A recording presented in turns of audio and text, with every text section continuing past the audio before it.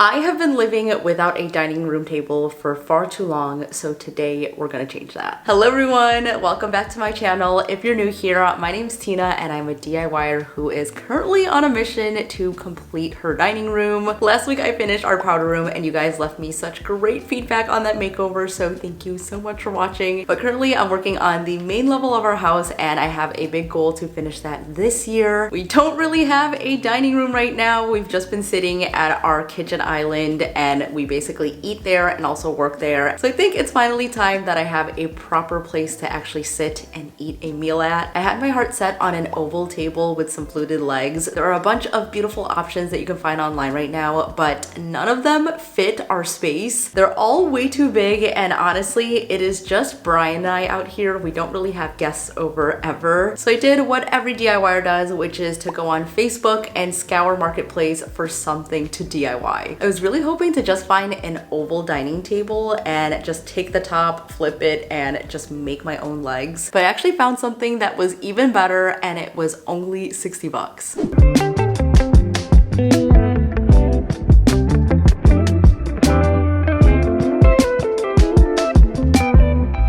God, I can't believe it fit perfectly in here. Yay! I thought I was gonna have to take this apart, so I brought like our drill and everything, but it's good to go. Who's bringing this downstairs? Oh yeah, you're right.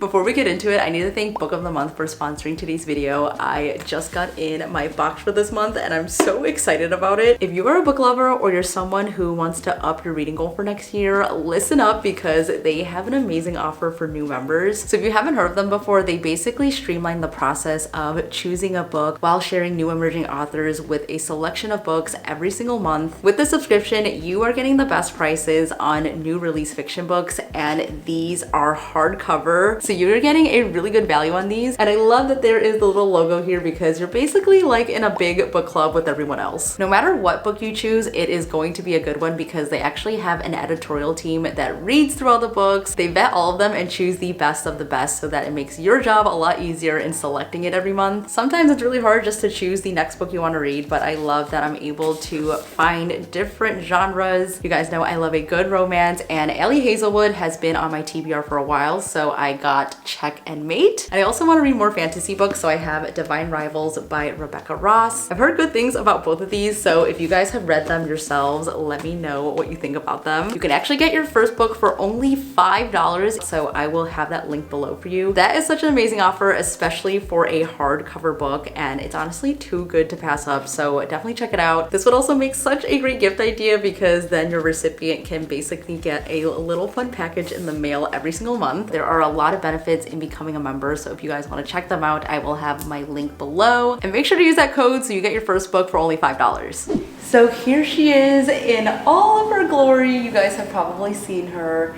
in my garage as a worktop. This is such a good size for our dining room because we really don't have that much space. And funny thing, when I bought this, the girl said that it was sold to her as a dining table. So when she got it, it actually was a lot smaller than she was expecting, which is great for me because she ended up selling it. And I actually think that this was a conference or a work desk just because of the supports that I see in between the legs. It kind of reminds me of a work desk. So I'm assuming that's what this actually is. So I'm actually the third person that's owned this table, and she told me that when she bought it, it was new, but it came with scratches. So there is some wear and tear around the corners, which is fine because I can totally sand that off. But overall, this is the exact silhouette that I was going for. I really wanted an oval top with straight legs, so we don't have to change it too much, and it's also a really good starting point. Let me show you what I have on my Pinterest board, and you'll see why this table is actually perfect for the project. This is the style table that I wanted, and it's super popular because I've seen it all over Crate & Barrel, Wayfair, Lulu in Georgia. And my favorite one is actually this version from World Market. It's about $1,000, and it's also just way too big for my space. And what I really love about this one is the fluted detailing on the legs. It has extra curves, and I've actually seen it in person, and it's a great table. So I know we could definitely get this look, but there are a couple of things that I need to address. The main problem with this table is if I want at least 4 chairs around the whole thing, I can't really push any of them inwards. Since I'm pretty sure this is a desk, the legs are a lot closer than I would like. So when you're sitting down at the table, you can only sit at the center of it rather than having 2 chairs on each side. So that's something that I definitely need to fix. And also, this is a wood laminate veneer, so it's not the easiest thing to work with. I have kind of limited options on what I can do here because I can't just sand it down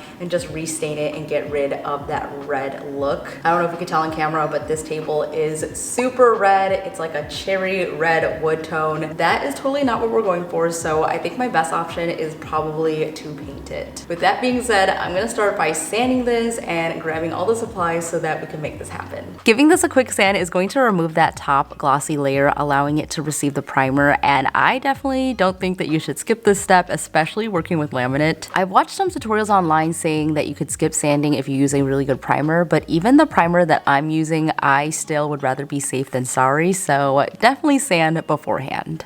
Honestly, I cannot tell you how excited I am that by the end of this video, I'm going to have a proper place to just sit and eat and do work. We have an open floor plan, so while doing this thrift flip, I just knew that the cherry red color was just not going to stay. I definitely had to be mindful of the styles and the colors I'm pulling into this area so that it can all balance out next to our living room and our kitchen.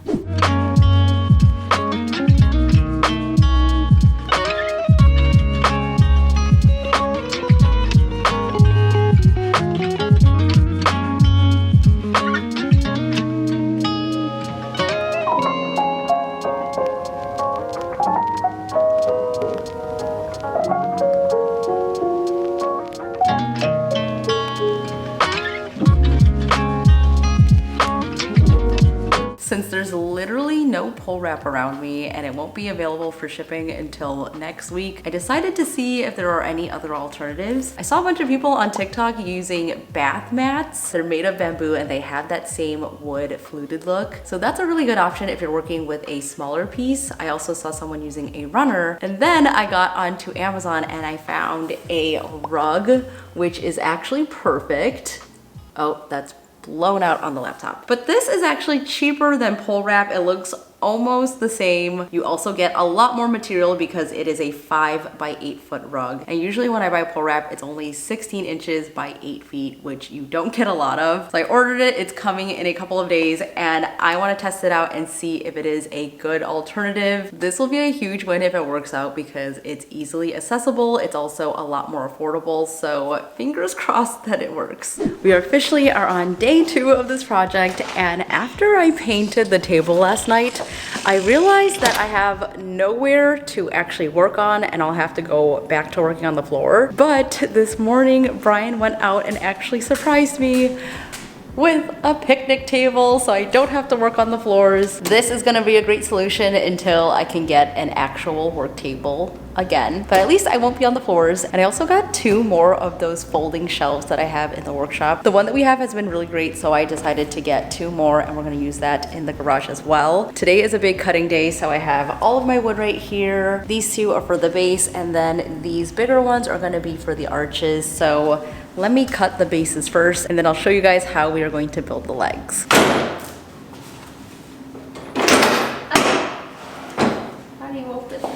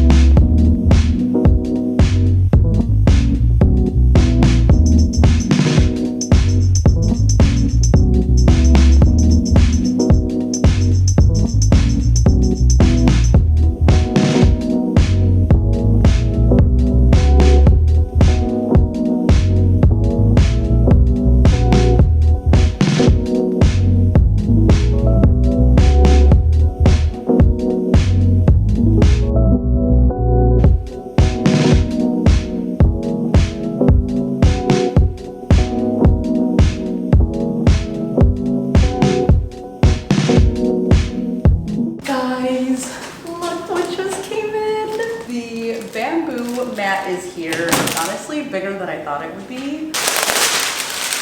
Wow, this is actually really nice. Doesn't this look just like pole wrap? It has a little bit of a smell to it though. I was worried that the padding underneath would be really thick, but it is super, super thin. It definitely will be easy to cut through, so I'm gonna cut it just like I would with pole wrap. So if you're cutting it this way, I just use a miter saw. And if you're cutting it vertically, you can just use a box cutter, which should be perfect with this one. And the only other thing you have to watch out for is the edges, since it has fabric on it. So you could either take it off or you could just cut it off. So when I do this, I'm definitely gonna cut off the fabric ends. I can't believe this is such a good dupe. There are a lot of different options to get a fluted look, so aside from pole wrap, you could also use trim pieces and add those one by one. That was actually going to be my backup plan if this didn't work out, but that can also get pretty expensive because for each of those trim pieces, you're usually paying it by foot, which can really add up.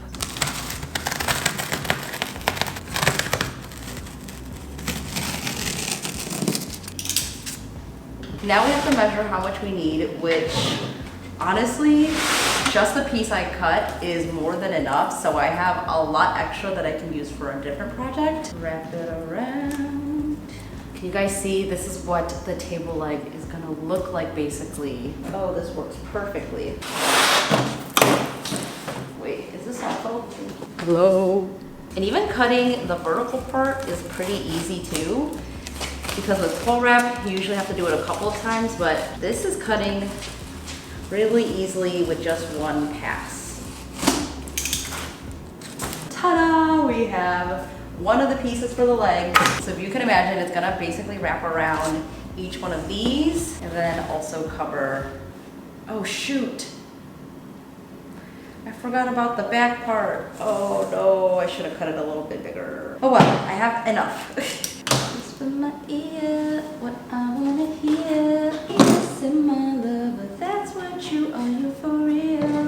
So I did the math, and if you were to get the pole wrap in the larger size at 48 inches by 96 inches, it would cost $189 versus the $72 that I paid for this bamboo mat. So you're actually saving over $100 with this option, which I think is crazy. The main difference is that you do have to do some finessing with those fabric edges. And also the fluting style is a little bit different, so this is definitely wider. And since it's bamboo, you can't really stain it like you would with pole wrap. So there are definitely some pros and cons. But honestly, I'm just so excited to find this affordable dupe because there are so many things that you can do with it. I feel like I might have been able to use the existing table legs for this, but since they're made with particle board, I just did not want to deal with that. This was the next best option. I actually got this idea by watching Lone Fox's IKEA Billy bookcase flip. If you guys haven't seen that one, it is amazing. These arches are basically going to be the support pieces. These are going to be the same width as the new legs that I just cut, but I could have easily just cut out these arches and attached it to the existing table. But of course, I wanted mine to be a little bit smaller, and so far I only used 2 of the big panels and 2 common boards, and I will total this up and share how much this thrift flip cost me overall. I want to try and make this as secure as I can, so I'm using pocket holes and also brackets. And if you want to, you could also add extra supports onto the curved part. But for the most part, the weight of this tabletop is going to be going onto the horizontal boards. So the arches are a little bit more decorative, but also serve as support pieces for the pole wrap that we're going to use.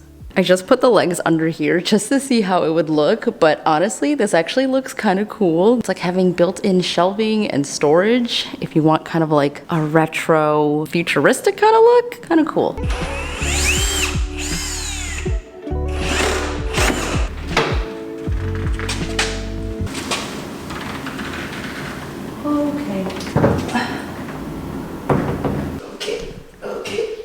Okay.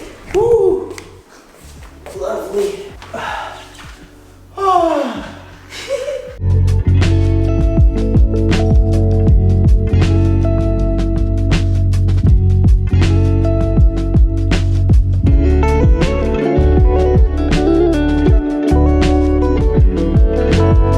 It's finally time to add on our fake pole wrap. So I'm just gonna wrap it around like this, and I'm using my brad nailer to attach it all and then fill up the holes. I also marked on the sides here exactly where each one is so that I can see where to nail it. That way I don't miss it because I've done that in the past, and this makes it way easier.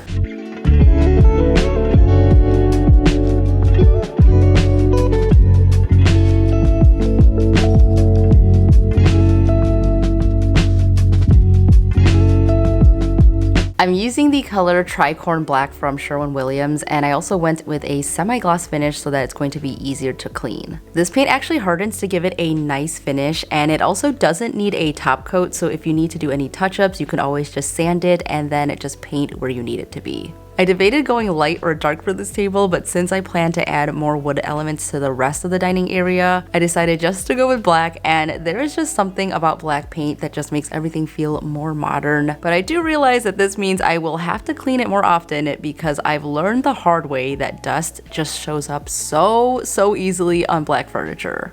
Okay, so while that's drying, I'm trying to find some dining chairs to go with the table. I really love the look of black and wood dining sets. So either the table's black and the chairs are wood or vice versa. So I'm gonna hop onto Facebook Marketplace to see what we can find. I feel like I've been kind of lucky, especially in Southern California. People just have better stuff here. So let's see what shows up. I've been getting so many good suggestions just on my homepage, and I don't even have to search for anything. And one of my biggest tips is, even if you don't plan on buying something, you should just bookmark it anyways.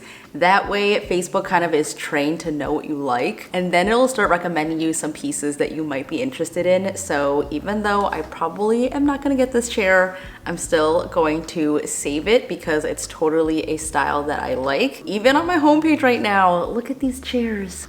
I don't want to do rattan though because I already have that going on in the bar, so let's look up for dining chairs. Okay, I think I found a winner. So when I was searching up dining chairs, I didn't really see anything that I liked, but then I put in a specific style, so I typed in wishbone chair and a lot showed up there. These ones that I found are like a darker wood, which is what I'm looking for, and the seller actually brought down the price to $525. I honestly always get nervous to haggle, but since it's online, I feel a little bit more confident. So I was gonna ask for $550, but then I typed in $525 just to see what she would say, and she accepted that offer. So we can actually go pick these up. There are actually 6 chairs, which I'm not sure will fit around the dining table, but I'm just gonna pick them up anyways, and I can always sell the other 2.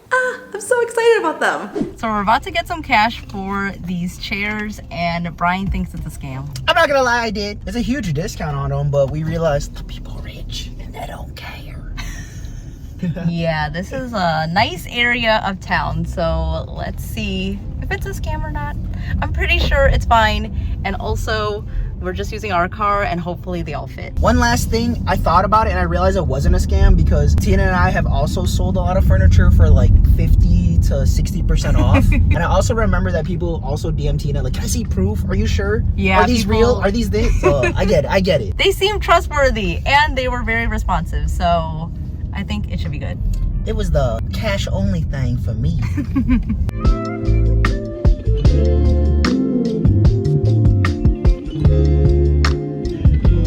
Update. Very legit. One of the nicest people we've met here. Seriously, she was so nice. Everything fit, yay!